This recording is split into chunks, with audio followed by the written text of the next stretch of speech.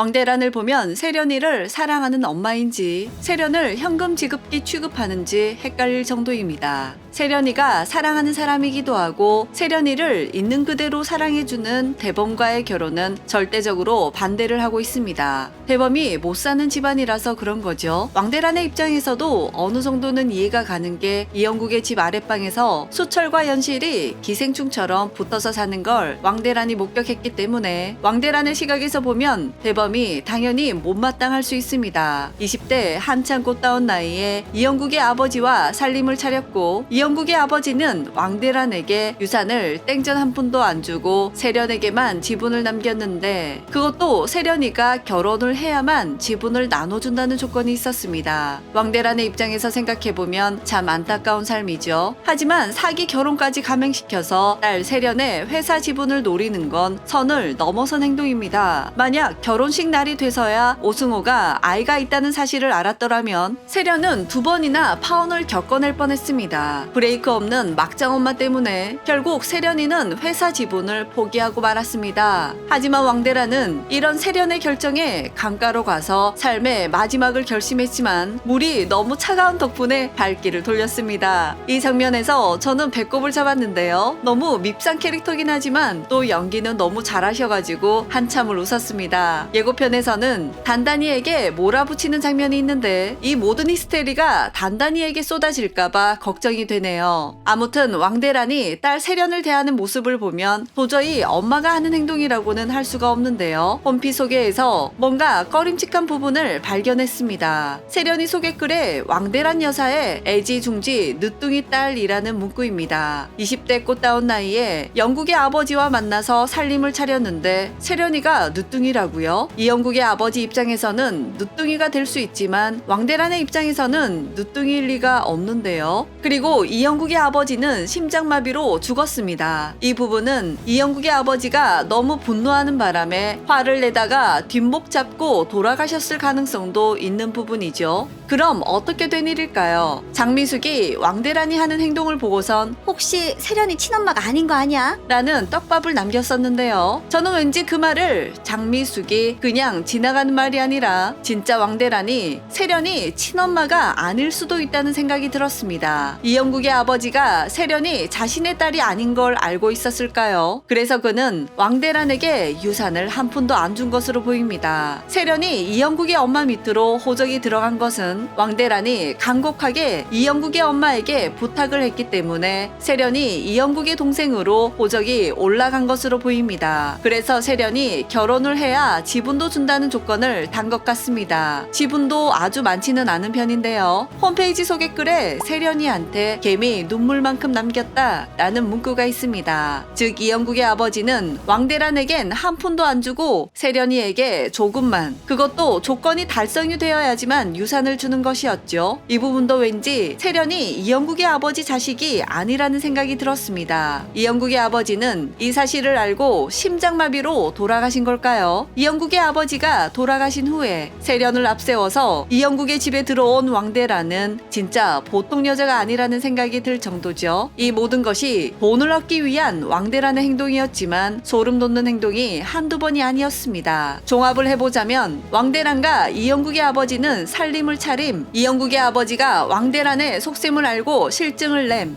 왕대란은 영국 아버지의 마음을 잡기 위해 임신 사실을 알리거나 혹은 시간이 지난 뒤 당신 자식이라며 데리고 옴, 이영국의 아버지가 아내에게 줄 선물로 비싼 반지를 삼, 왕대란이 이 반지를 훔쳐서 간직하고 있었음, 이영국의 아버지가 세련이 자신의 딸이 아닌 걸 알고 유언장에 왕대란 한 푼도 안 주고 세련이는 기른 정이 있어서 유산을 조건부로 개미 눈물만큼만 줌. 아, 그렇다고 세련이 마동필의 딸이라는 건 절대 아닙니다.